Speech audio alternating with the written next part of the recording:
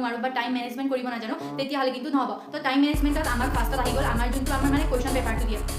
তো আমাক 45 মাৰ্কছৰ MCQ plus 45 মাৰ্কছৰ মানে ৰাইটিং ছেকশ্যনটো দিয়ে হা। তো আমাক 45 মাৰ্কছৰ যোনটো MCQ আমি চাব লাগে যে সেইটো 45 মাৰ্কছৰ MCQটো মানে আমাৰ এঘণ্টাতে কমপ্লিট হওক, যাতে আমি ৰোৱা টাইমখিনি ৰাইটিং ছেকশ্যনত দিব পাৰোঁ। কাৰণ তাতে MCQবোৰতো লিখিব নালাগে, জাষ্ট মানে টিক মাৰি গ'লে হ'ল। তো তোমালোকে কি কৰিবা, MCQত মানে চব টাইমটো ৱেষ্ট কৰি নিদিবা। তাতে ধৰা তোমালোকে এঘণ্টা দিলা, টাইমটো চালা, যদি এঘণ্টা পাৰ হৈ গ'ল তোমালোকে ৰাইটিং ছেকশ্যনত গ'লা। আৰু যোনবোৰ আমাৰ মানে কনফিউজন থাকে ন, আমাৰ MCQ যোনবোৰ কনফিউজন থাকে তেনেকুৱা কুৱেশ্যন লাগিলে এৰি দি লাষ্টত কৰিবা। কিন্তু তোমালোকে যদি MCQতে যদি মানে মেইন টাইমখিনিয়ে গুচি যোৱা তেতিয়াহ'লে কিন্তু ৰাইটিং ছেকশ্যনত মানে যায় যোনবোৰ তোমালোকে কুৱেশ্যনছবোৰ পাৰা ন, সেইবোৰ আকৌ মানে লাষ্টত যায় নহ'ব। মোৰ মানে কি হৈছিলে লাষ্টত 8 নম্বৰৰ যোনটো মানে গ্ৰামাৰটো আছিলে বহুত ইজি আছিলে আমাৰ টাইম, মানে আমাৰ যোনটো মানে মেট্ৰিকৰ এক্সামত ইংলিছৰ গ্ৰামাৰটো বহুত ইজি আছিলে, চব কুৱেশ্যন এনচাৰতকৈ গ্ৰামাৰ ইজি আছিলে। বাট মোৰ মানে টাইম মেনেজমেণ্টে নহ'ল। মই যোনবোৰ কুৱেশ্যন লিখি থাকোঁতে মানে 3 ঘণ্টা টাইমটো গুচি গ'ল আৰু মই লাষ্টৰ মানে 9 নম্বৰ নে 8 নম্বৰ তেনেকুৱা গ্ৰামাৰ মানে এৰি দিবলগীয়া হৈছিলে।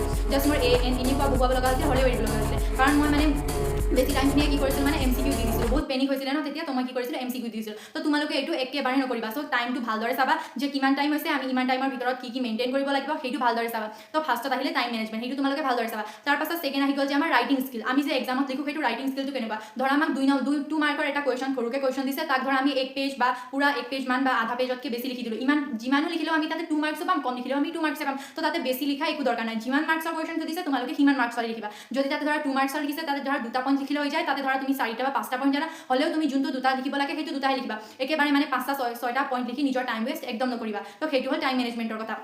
আৰু MCQ যদি তোমাৰ কিবা কনফিউজন থাকে তেতিয়া পটককৈ কৰি নিদিবা বা সেইটোকে লৈ ভাবি নাথাকিবা। তুমি তাৰ নেক্সট কুৱেশ্যনটো কি জানা সেইটো চাবা, ঠিক আছে। তেনেকুৱা কৰিলে মানে আমাৰ টাইম মেনেজমেণ্টটো সহজ হয় আৰু লাষ্টত যাই আমি লাষ্টলৈকে মানে যোনটো পেপাৰৰ মানে আৰম্ভণিৰ পৰা সমাপ্তিলৈকে ভালদৰে লিখি যাব পাৰোঁ, ঠিক আছে। তাৰপাছত আমাৰ আহিল লং কুৱেশ্যনবোৰত আমি কি কৰোঁ, যোনবোৰ মানে শৰ্ট কুৱেশ্যন সেইবোৰ ফাৰ্ষ্টত লিখোঁ আৰু লং কুৱেশ্যন লাষ্টতবোৰ এৰি দিওঁ, আৰু আমাৰ কি হয় মানে টাইম মেনেজমেণ্টটো নহয়। তো আমি কি কৰিব লাগে, যোনবোৰ লং কুৱেশ্যন তোমালোকে জানা সেইটো ভালদৰে নাম্বাৰিং কৰি ফাৰ্ষ্টত ধৰা 5 নম্বৰৰ বা 6 নম্বৰৰ কুৱেশ্যনবোৰ লিখিলা, তাৰপাছত ধৰা 1 নম্বৰ বা 2 নম্বৰলৈ আহিলা। তেনেকুৱা কৰিলেও হ'ব। তেতিয়াহ'লে তোমাৰ কি হ'ব, লাষ্টত যদি তোমাৰ টাইম কম হৈ ৰৈও যায় তেতিয়া তোমাৰ 5 নম্বৰ বা 6 নম্বৰৰ কুৱেশ্যনটো নৰৈ 1 নম্বৰ বা 2 নম্বৰৰ কুৱেশ্যনহে ৰ'ব। তেতিয়া তোমাৰ কি হ'ব, টাইমটো বাচিব বা টাইমটো মেনেজমেণ্ট ভালদৰে পাৰিবা আৰু